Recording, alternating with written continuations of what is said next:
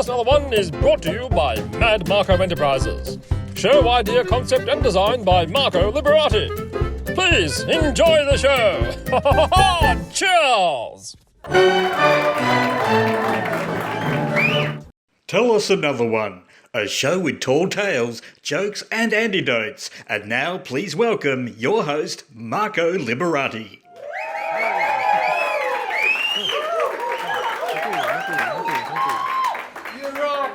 Thank you very much. Thank you. Wow, what a fantastic audience. Thank you guys for coming out and being part of our Tell Us Another One show. We're going to tell you a joke and then we'll tell you another one. According to my run sheet, which is over there, do we have Joke Off next? We have Joke Off. Now it's time for one more segment of Joke Off. And to help me with the Joke Off segment, warm round of applause for Andy Moratis.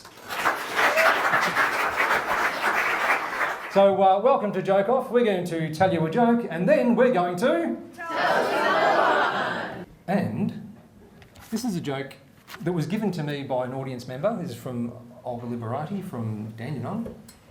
You may see there's maybe a relationship there. Yes. Cool. The good wife, she's very supportive of the show. She's awesome. So this is a joke that she's told me. It was a lady looking for love. And she was asking for someone with someone that wouldn't grope her all the time, and someone that wouldn't chase her around all the time, and a great lover. So she's put the ad up. She gets a ding dong at the door. She answers the door and she sees a man there with no arms, no legs. And she said, "Can I help you?" He goes, "Yeah, I've responded to the ad." She goes, "Yeah, I don't think we're a good match. Did you read the ad properly?" He goes, yeah. You said you don't want anyone that's going to grope you, so I've got no arms, so we've got that covered. He goes, "I'm not going to chase you around because I've got no legs." And she goes, "Yeah, are you a great lover?" He goes, "Well, how do you think I rang the doorbell?"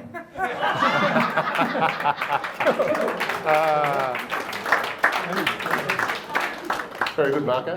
Thank you. All right. Geez, I'm going to do well to top that. All right. I won a hamper today at my local bakery, which is great, because now I get to tell everyone that I'm actually the breadwinner of the family. Bit of a bread pun, that one. This one here is one that was told by my late Zio Dominic from Geelong. And for this, I'll have to put the clipboard over to you. Thank you. There you are. So you've got the run sheet now. What's next? You telling a joke. Fantastic. All right, excellent. So there's a man who's on his deathbed. He's in the hospital, he's very ill, he's got two sons. He's got his number one son right by his side, looks after the family business, looks after the finances, the best son anyone could ask for. And then the number two son walks in.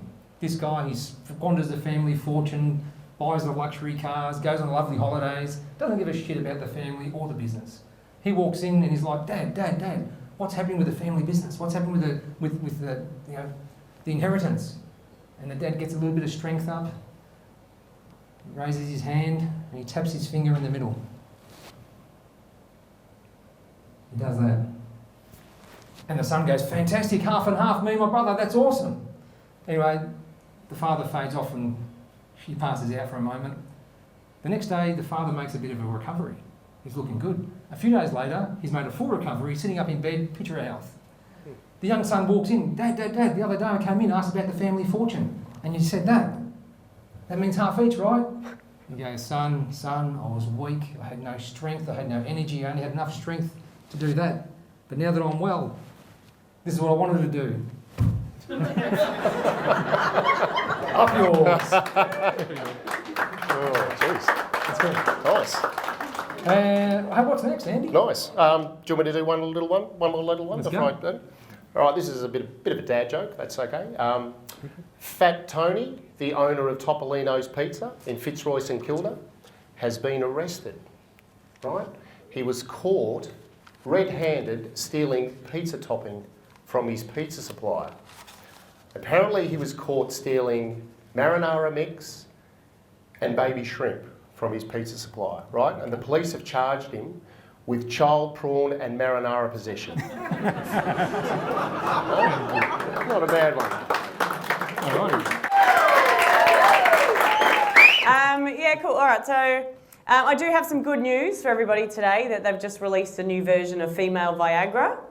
So that's exciting, but apparently men are spending $800 on this for their wives and girlfriends. I'm like, guys, save your money. Just take the bloody bins out. Pretty easy. Shall I go? Oh, this one's a little bit of a long one. This is about a couple that elope. So anyway, they elope and they get married at the Chapel o' Love, and they try and find a hotel so they can consummate the marriage. And there's only one hotel in this town, and it's full. So they go to the concierge and goes, "We need a room." And they said, "Sorry mate, we are absolutely full." And we said, "Look, we'll take anything. We don't care. We're desperate. We need a room. Whatever you got." He goes, "Look, there's the janitor's closet at the end of the hallway there. I can set you up with a stretcher bed, and that's pretty much it." They said, "Fine, we'll take it." So anyway, they get settled in, drop their bags, drop their strides, get on the bed, and they're doing it. Now, what they didn't realise is, as they're going for it on the bed's rocking backwards and forwards, and it knocks the door open. And this bed walks its way down the hallway, and then it's knocking at the door at the end of the hallway. So it's knocking at the door, the guy opens up the door and he goes, "What the is going on here?" And the bloke goes, "Oh, sorry mate, can you just turn the bed around and we'll just off where we came from."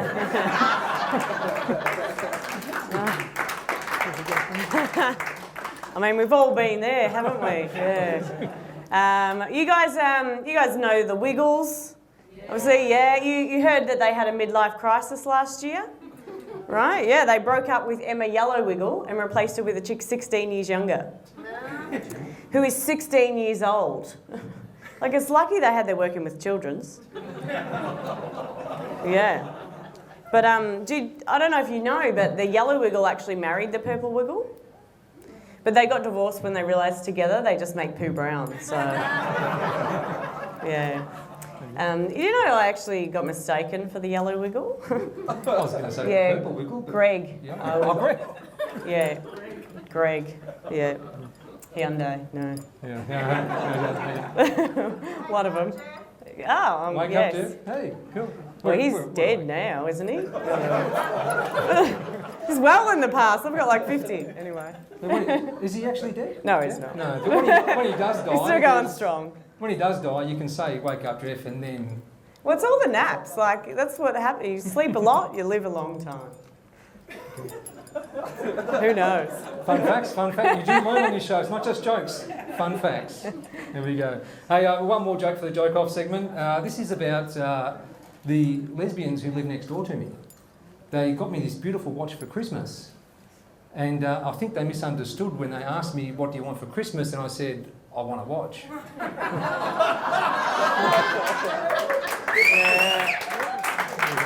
Oh dear, not on my watch. Oh. Hey,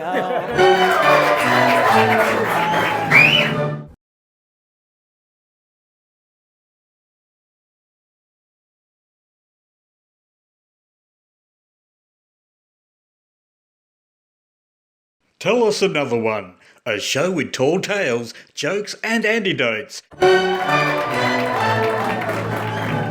Ladies and gentlemen, our next segment, please welcome to the stage, helping me along with a couple of jokes, is our guest comedian, John Weninger.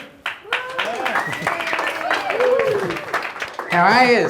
Come on over. Good? Come on over. Ah, Come and join me. of course. There you go. Yep. That's us. Better look in there. There we are. That's us. Hey. So, did you have a couple of jokes prepared for us? I got a long joke, Okay. but stay till the end because it's worth it. All right? Are you ready? All right. So old Ralphie can't get a job. He's about 60 and he's been looking for a while, and he just cannot land a job. And one day he gets a job with a company called G15 Washing Powder. Has anyone heard this? Oh, good. All right. Cool. So he goes to the corporate training and he learns the spiel and everything and what he has to do, and he goes door to door, right, to sell his washing powder. So the day comes, he gets out there, he knocks on the first door. Lady answers the door. He goes, "Hi, my name's Ralph from G15 Washing Powder, and I've got the best washing powder in the world, and can I have some of your clothes to test it on?" So she goes out the back and she gets her husband's overalls, and And in the meantime, he's preparing this bath solution, and she brings out the overalls and he does the spiel. And you'll never forget this spiel as long as you live, I promise. Dip, dip, dip in the G15, up to the light, shining bright, up to the nose, smells like a rose. And she goes, that's incredible. I'm going to buy a whole box of that next. All right? Goes to the next door, knocks on the door.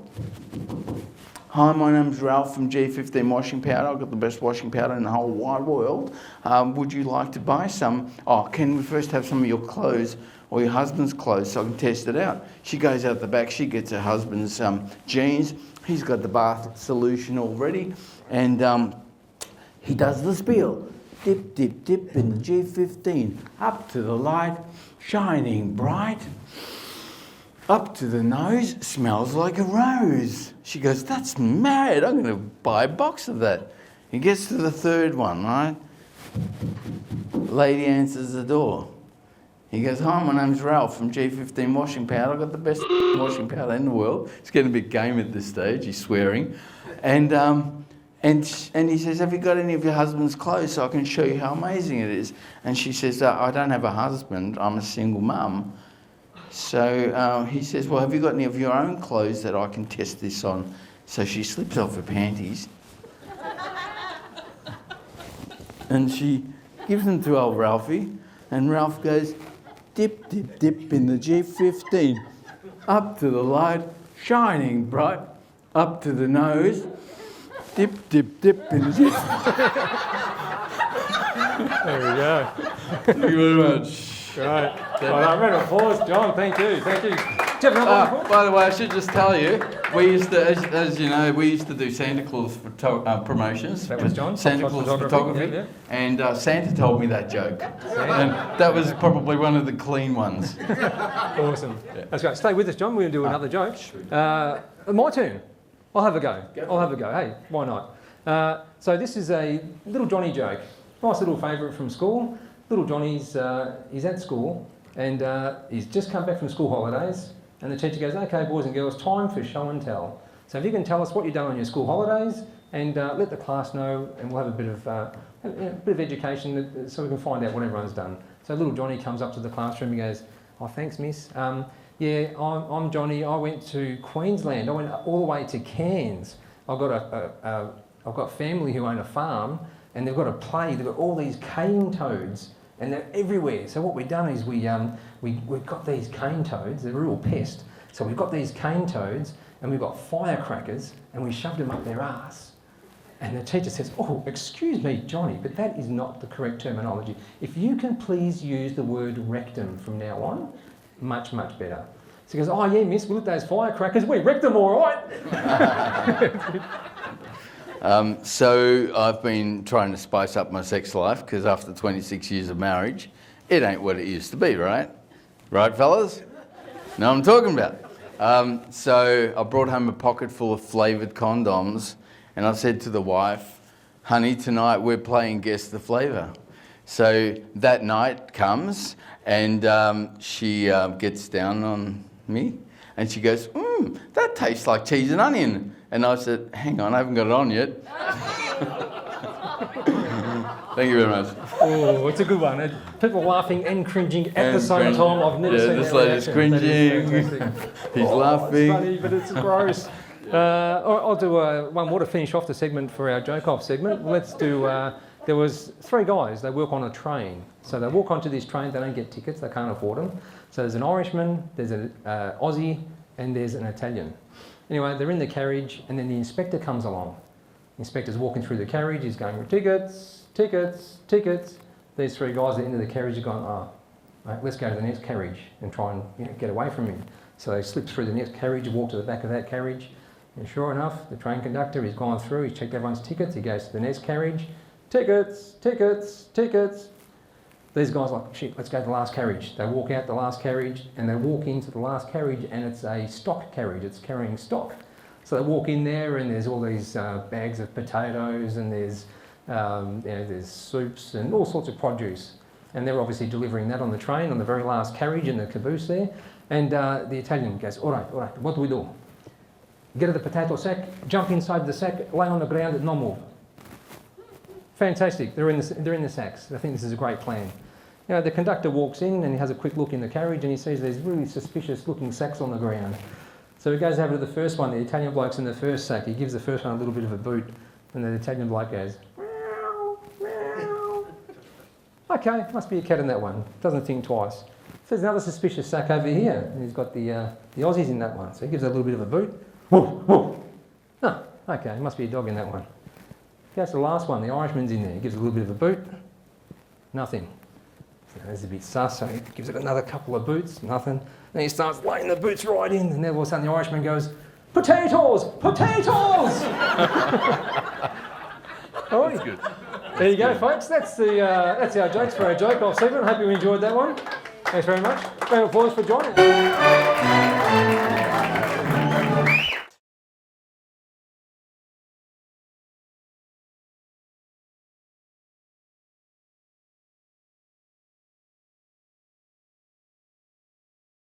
Tell us another one. A show with tall tales, jokes and antidotes. And joining me on Joke Off is our guest comedian today. Please welcome to the stage, Pradeepa Timmermans. Hi, Marco. Hello and welcome. Thank you. So I've got a couple of viewer jokes that have been sent in. So Yep. I'll read a couple of viewer jokes, and you've got a couple of jokes you want to share with us as well. Yep. So let's do a couple of jokes. Let's have a joke off, shall we? Sure. Do you want to start? Sure. Carry on. I've got a few jokes back from the 80s. I'm not very good at old jokes, but I remember some that my auntie used to tell me. How do you get 4 elephants into a mini? Cool. How do you get 4 elephants into a mini? 2 in the front, 2 in the back. There you go. How do you hide elephants in a strawberry patch? How do you hide elephants in a strawberry patch? Colour their toenails red. Fantastic. I know. That's good. There was an elephant joke I remember. It was how do you eat an elephant? How do you eat an elephant? One bite at a time. We've got a viewer joke, and for this viewer joke, we also have a sound effect. Let's see if we can get this working. I'm not very tech savvy. I am an old bloke and I'm not a millennial, so here we go. So this joke here starts off with a little bit of fanfare. Here we go. Oh, this was done by Penny Kasunas in Springvale. Thanks for sending this one in. I'm going to add a little bit of a dimension to it. So here we go. As I said, I'm not very tech savvy. Let's try that one more time. Once there were empires run by emperors. Then there were kingdoms run by kings. Now there are countries run.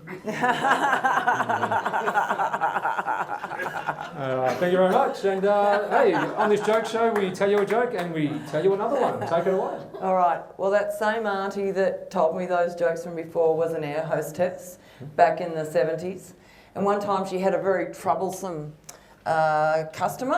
passenger on the plane, giving her a lot of grief.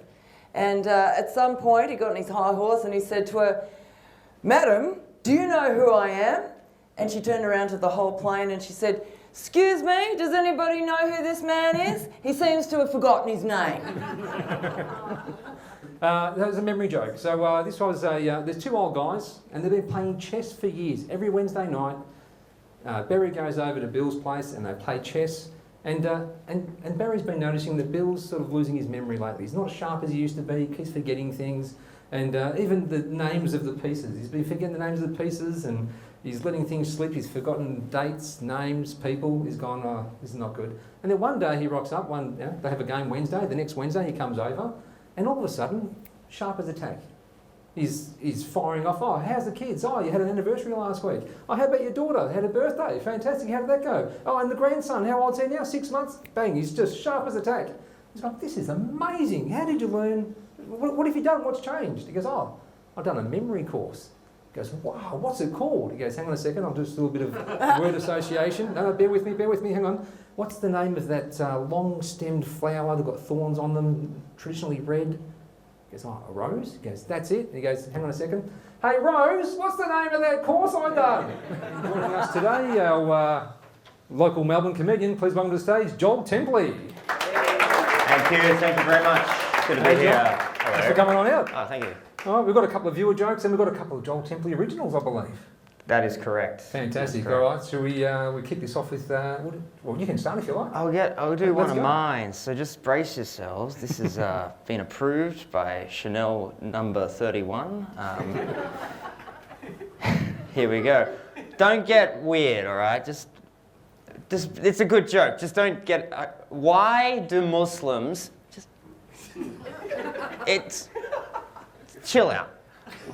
Why do Muslims get angry easily? Why do Muslims get angry easily? Because their Bible's called the Karen. All right. Classic Karen joke. All right. Nice, All right. nice. Oh, good. I like it. I like it. I like This you, is good. Dandy. I like you. This is good. All righty. So we've got a viewer joke here. All right. Once you guys contain yourselves, we'll carry on. We'll carry on. We'll carry on. All righty. Oh no. Oh no. Okay. Here we go. So two morons are riding a motorcycle. Piggyback. Right. Two morons on a motorcycle. A big moron and a little moron. One falls off. Which one falls off? The big moron or the little moron? Little one, big one, big one, little one. The big moron fell off because the little moron was a little moron. Ah! Hey, there we go. All right. Oh, look at us creating art. This is fantastic. Shall I smash another one out? Please do. Please do. All right. This is. All right. Here we go. Here we go. Again, another thinker. Just bear with me. Why are kebabs from the Pacific Northwest of the United States? Why are kebabs from the Pacific Northwest of the United States the nicest in the world? Why? Because they're organ donors. Doner kebab. Doner kebab, organ donors. Thank you. Oh, there it is. We're doing it. All right. All right. All right. I've got one more here. This one is called the silent fart. So there's an old couple going out to the pictures, enjoying a lovely little movie, and then the wife goes over to the husband and says, "Oops, I think I've done a silent fart." And the husband leans over to the wife and goes, "I think you need to turn your hearing up, love." There you go. Hey. All right. All right. Oh, am I doing the? We've got a audience Yeah, joke. we do. You have an audience joke. Have you memorised it? Well, we'll find out. Did you write it down on your phone? I just got. It just says "Be brave," honestly, and enjoy yourself. Cool. Okay, we got a. Okay, and if I get it wrong, the guy can come up and tackle me. That's fine. It's standing on. It'd be weird if that didn't happen. We got a mechanical engineer, an electrical engineer, and a computer engineer. They're on a road trip across the Nullarbor. All right, and the car breaks down. The car breaks down, so they get out of the car. They have a look. They look around the car, going, "What's going on here?" And the mechanical engineer's like, it's the pistons. The pistons have seized, not enough oil. The electrical engineer's like, nah, man, it's the battery. The battery's messed up. And the computer engineer's like, "Have you tried opening the window and closing it again?" There it is. Yeah, there you go. Good stuff. There it is. I'm just Awesome. a messenger. I'm just a messenger. There we go. We've got a millennial joke there. This is great. And you can see it right here on stage. You've got pen and paper and you've got the phone. Hey, there it is. That's the age gap here. Yeah. Alrighty. So hey, have a round of applause for Joel Templin. Thank you for very coming on down. Thank you. Awesome. How about a big round of applause for all the acts we've had on tonight? And while we're at it, how about a round of applause? Keep it going for Stephen Paul from Sure Shot Productions and the bar staff here at the Dandenong Club. Thank you guys very much for coming out, supporting live comedy. You guys have been awesome. And also don't forget we're supporting Heart Kids Children's Charity, and if you guys could kindly give a donation at the end of the night, that'd be much appreciated. So thank you guys for coming out. Give yourselves a round of applause. Thank you, good night, and remember, be good and good things happen.